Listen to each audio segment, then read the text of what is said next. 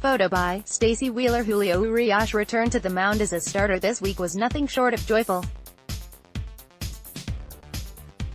Watching him turn in a gem, abbreviated only due to pitch limits, against the Giants was just plain fun. He had command of all of his pitches, which provided plenty of excellent fodder.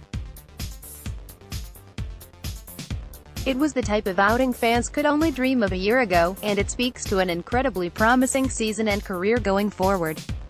It's irresponsible to draw substantive conclusions from Urias' one start, so a deep dive analysis isn't warranted yet. That will take a while, especially since he is moving back to the bullpen shortly. Instead, we can look at a smaller fun thing. Urias threw 2 pitches on Monday which particularly pushed my pitching nerd buttons, so let's look at them.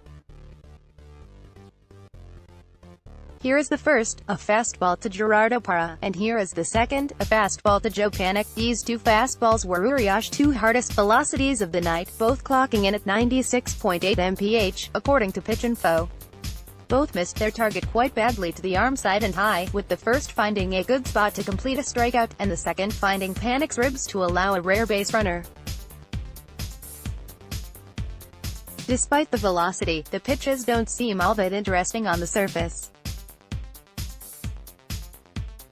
However, it was the way in which Urias threw the pitches which makes them warrant attention, particularly because it shows what information he is absorbing from his teammates. Here is a plot of Urias' release points during his Monday start, with the 2 pitches of interest circled. Indeed, Urias is a member of the Dodger fraternity of left-handed starting pitchers who selectively drop their arm slot in order to create extra deception. Here are what Urias' 2 deliveries look like side by side. This isn't new, and it started with the Dodgers' acquisition of Rich Hill in July of 2016. Here are Urias' release points by game that season, and you can see things start to change in August, shortly after Hill joined the Dodgers. Though there is evidence that Urias picked up the drop-down technique from Hill in 2016, he abandoned it the following year, potentially due to his shoulder issues. He began using it more frequently in the bullpen last season, and has obviously carried it back into a starting role. As we established, this originated with Hill, the most famous current user of the technique. An intrepid freelancer took a look at this for The Athletic last year, detailing how Hill used varying arm angles late in the season to fuel a hot streak. The arm slot drop has been a big part of how he can survive with just 2 pitches, since it turns those 2 into 5 unique offerings. Hill famously passed that tactic to Clayton Kershaw in late 2016. Like Urias, Kershaw's drop-down mechanics give him a more crossfire action. Also like Urias, Kershaw's drop-down pitches have higher velocities than his normal over-the-top offerings. Here are Kershaw's 2 arm slots overlaid. Kershaw's lower arm slot mechanics in particular are extremely similar to the ones shown by Urias. Due to those similarities, Urias can take away some lessons from Kershaw's use of the second arm slot.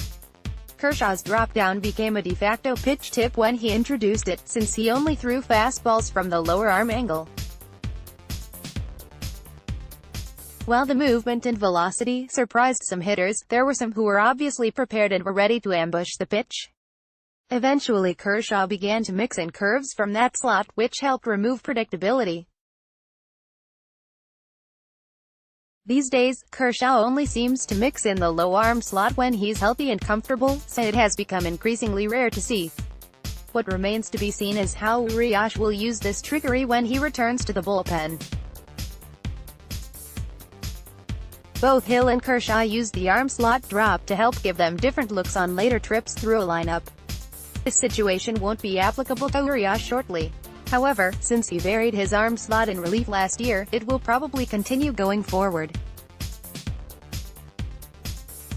It's probably a good thing to keep practicing, especially since the 2 pitches on Monday showed that it's still a work in progress. For now, it's just fun to think about Urias absorbing information from a future Hall of Famer and another excellent lefty teammate. It's something which has become a weird Dodger quirk that doesn't really show up in the rest of the league, a little club which makes the team more unique. I have a real soft spot for it, and seeing it spread, particularly to somebody as young and promising as Urias. It's a small thing, but it's a fun thing, and another reason to be thankful that baseball is back.